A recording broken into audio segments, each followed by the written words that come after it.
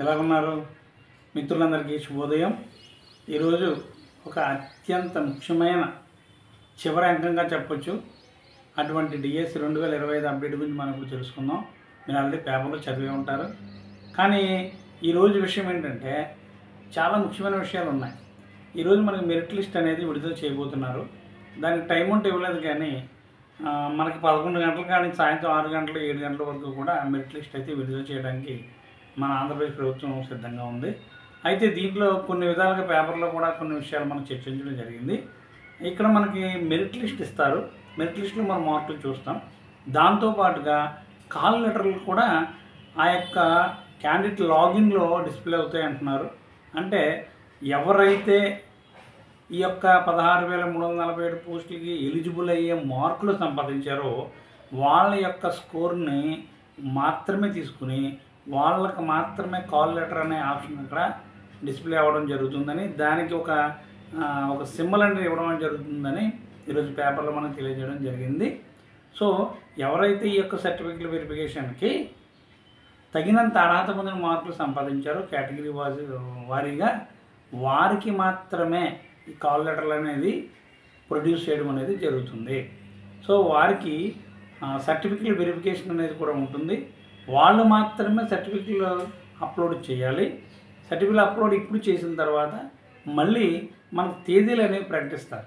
ఆ తేదీలు అనేది ఏంటి అంటే ఎవరైతే ఇప్పుడు చెప్పినట్టుగా ఎవరైతే ఈ యొక్క డిఎస్సి 2025కి సెలెక్ట్ అయ్యారో వాళ్ళ యొక్క వ్యక్తిగత లాగిన్లోనే ఈ వివరాలన్నీ పొందుపరచడం అనేది జరుగుతుందని చెప్తున్నారు.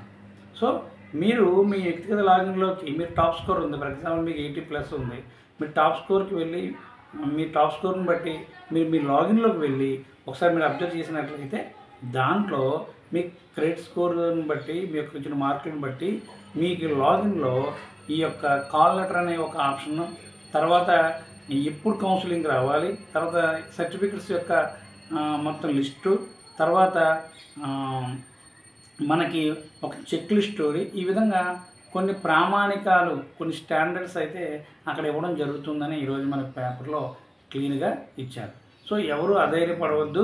మరొకసారి చెప్తున్నాను, మెరిట్ లిస్ట్లో ఈ మెరిట్ లిస్ట్లో మన మార్కు, మన ర్యాంకు, మన క్యాస్టు, మన యొక్క స్థానము, ఈ అన్నిటితో పాటుగా సెలెక్ట్ అయిన వాళ్ళకి మాత్రమే సర్టిఫికేట్ వెరిఫికేషన్ విత్ డేట్లతో సహా ఇక్కడ మెన్షన్ చేస్తున్నారు అంటూ పేపర్లో మనకు తెలియజేయడం జరిగింది. సో ఇంతే కాకుండా ఇంకొక ముఖ్యమైన విషయం ఏమిటంటే ఇక్కడ జోన్ ఆఫ్ కన్సిడరేషన్ అన్నాడు. పేపర్లో మీరు చదివే ఉంటారు. అసలు ఈ జోన్ ఆఫ్ కన్సిడరేషన్ అంటే ఏంటి అంటే ఎవరైతే దీనికి అర్హతగా భావించిందో, ఎవరైతే ఆంధ్రప్రదేశ్ 2025 కన్వీనర్ గారు మార్కుల్ని ఒక ఆర్డర్లో, ఒక రోస్టర్ పాయింట్లో, ఒక రోల్ ఆఫ్ ఆర్డర్లో ఇచ్చారో ఆ ఆర్డర్లో ఉన్న వ్యక్తులనే కోడ్ ఆఫ్ కాండక్ట్ అంటారండి. ఈ కోడ్ ఆఫ్ కాండక్ట్ ఉన్న వ్యక్తులకు మనకి ఈ జాబితాలో ఉన్న వ్యక్తులు మ్యాక్సిమం 99% కాదు 100% వాళ్ళు మాత్రమే జాబ్కి ఎలిజిబుల్ అయినట్టు. సో అక్కడ నుండి వారి యొక్క సర్టిఫికేట్ల వెరిఫికేషను, అలాగే వారి యొక్క వివరాలు, సర్టిఫికేట్ వెరిఫికేషన్ ఎక్కడ రావాలి, ఆ ఇన్స్టిట్యూట్ పేరు ఎక్కడ, ఆ వెన్యూ ఎక్కడ ఉంటుంది, ఏ సర్టిఫికేట్లతో రావాలి మొదలైన అన్ని విషయాలు అక్కడ డిస్ప్లే చేయబడతాయి. సో మెరిట్ లిస్ట్ని మీరు జాగ్రత్తగా అబ్జర్వ్ చేయండి. సో మీ యొక్క కట్ ఆఫ్ను మీకు మీరుగా డిసైడ్ చేయడానికి దాన్ని బట్టి మీరు అవగాహన ఏర్పరచుకోండి. సో మళ్ళీ చెప్తున్నాను, కొన్ని జిల్లాల్లో పోస్టులు ఎక్కువ ఉన్నాయండి. దీంట్లో 65, 70 అలా కొంచెం 70 అబవ్ వచ్చిన వాళ్ళు కూడా ఏమీ అధైర్యపడిన అవసరం లేదు. మీకు కన్ఫామ్గా మీ యొక్క రిజర్వేషన్లో మిమ్మల్ని దాటుకుని వెళ్ళే పరిస్థితి లేదు. మీకు రిజర్వేషన్లో మీరు ఉంటే కనుక మీకు కన్ఫామ్గా జాబ్ వచ్చే ఛాన్సెస్ అయితే ఉన్నాయండి. సో ఇంకో విషయం ఏంటంటే ఇక్కడ మనకి మొదటగానే చెప్పుకునే వస్తున్నారు గవర్నమెంట్ వాళ్ళు, అదేంటంటే 1:1 రేషియో అండి. ఇక్కడ సర్టిఫికేట్ వెరిఫికేషన్ కండి ఒక క్లీన్ స్క్రూటినైజ్ చేయడానికి ఒక ఎంఈఓని, ఒక డిప్యూటీ డిఓ అని, ఒక హెచ్ఎంని, ఒక ఆర్డీఓ రెవెన్యూ డిపార్ట్మెంట్ సైడ్ వాళ్ళని, సో అంటే ఈడబ్ల్యూ సర్టిఫికేట్ కానీ క్యాస్ట్ సర్టిఫికేట్ చూడడానికి. సో ఈ రంగాల్లో నైపుణ్యం గల వ్యక్తులని ఒక లెజెండ్స్ నేను తీసుకొచ్చి అక్కడ కూర్చోబెడుతున్నారండి. ఫేక్ సర్టిఫికెట్లు కానీ, తర్వాత సర్టిఫికెట్లు కరెక్ట్గా మ్యాచ్ అవ్వని వాళ్ళు కానీ ఎవరైనా ఉంటారేమో అనుకోండి. ఎవరైనా ఫర్ ఎగ్జాంపుల్ మీ ముందున్న క్యాండిడేట్ ఒక స్టడీ సర్టిఫికేట్ సరిగ్గా అప్లై చేయలేకపోయాడు, లేదా ఒక క్యాస్ట్ సర్టిఫికేట్ని తీసుకురాలేకపోయాడు, లేదా ఒక సర్టిఫికేట్ ప్రొవిజనే చూపించాడు, లేదా కాన్వకేషన్ చూపించలేదు, లేదా అతని దగ్గర కాలం చెల్లినటువంటి ఒక క్యాస్ట్ సర్టిఫికేట్ ఉంది, ఇంకోటి ఉంది. సో అంటే వాళ్ళు ఇవ్వవలసినటువంటి డాక్యుమెంట్లు అతని దగ్గర లేవు.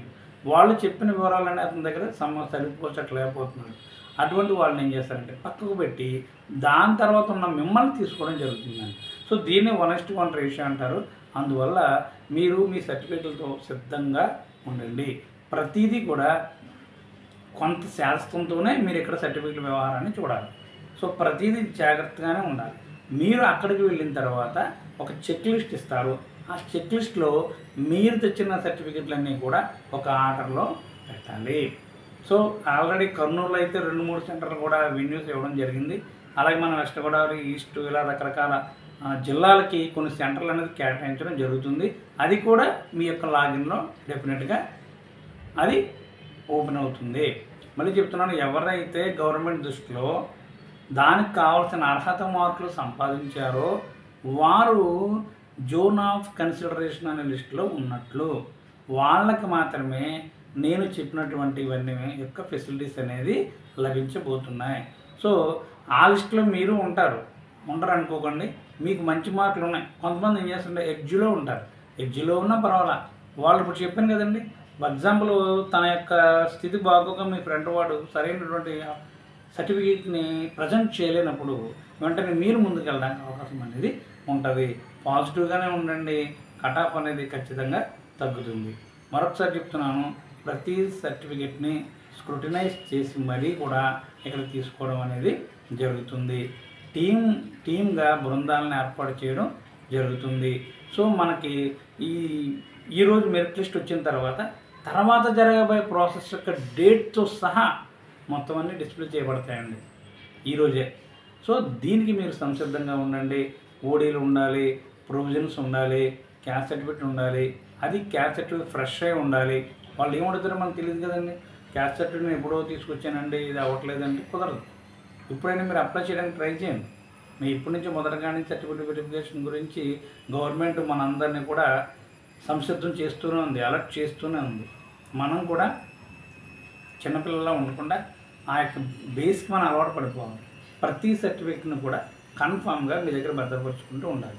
మళ్ళీ చెప్తున్నాను, ఒరిజినల్ సర్టిఫికేట్లు పక్కాగా ఉండాలి.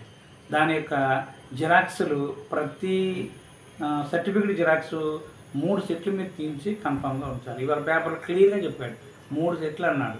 ఆ 3 సెట్లని అటాస్టేషన్ చేయించండి.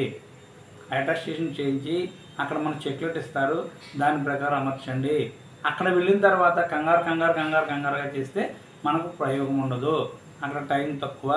సో అందువల్ల మీరు ప్రతిదాన్ని ఇక్కడ నిర్ణయించుకుని ముందుకు వెళ్ళాల్సి ఉంటుందండి. సో ఎవరు భయపడిన అవసరం లేదు. చక్కగా మెరిట్ లిస్ట్లో మీ పేరు ఉండాలని నేను కోరుకుంటున్నాను. సో ఈ ఆర్డర్లో మనం ముందుకెళ్ళినట్లయితే కన్ఫామ్గా ఈ యొక్క సాయంత్రం ఈవినింగ్ 5 o'clock లోపే మంచి రిజల్ట్తో మనం ముందుకు వెళ్దాం. సో బికాజ్ ఇంకేమైనా సలహాలు సందేహాలు ఉంటే ఈ యొక్క వీడియోలో మీరు చూస్తున్నప్పుడు కామెంట్ చేయండి. సలహాలకి వాటికి సమాధానాలు ఇవ్వడానికి మ్యాక్సిమం నేను సహాయపడతాను. సో మర్చిపోకుండా ఈ యొక్క ఇన్ఫర్మేషన్ మీకు యూస్ఫుల్గా ఉందని ఇంకెవరైతే డిఎస్సి ఆస్పిరెంట్స్ ఉన్నారో వారందరికీ ఇన్ఫర్మేషన్ని షేర్ చేసి పాస్ చేయండి. అలాగే ఈ యొక్క ఛానల్ని ఎవరైనా కొత్తగా చూసినట్లయితే సబ్స్క్రైబ్ చేయండి. ఈ చిన్న సహాయం చేయమని ఈ ఛానల్ ద్వారా మిమ్మల్ని రిక్వెస్ట్ చేస్తున్నాను. మరొకసారి మంచి వీడియోతో మళ్ళీ కలుద్దాం. All the best all of you. Thank you very much.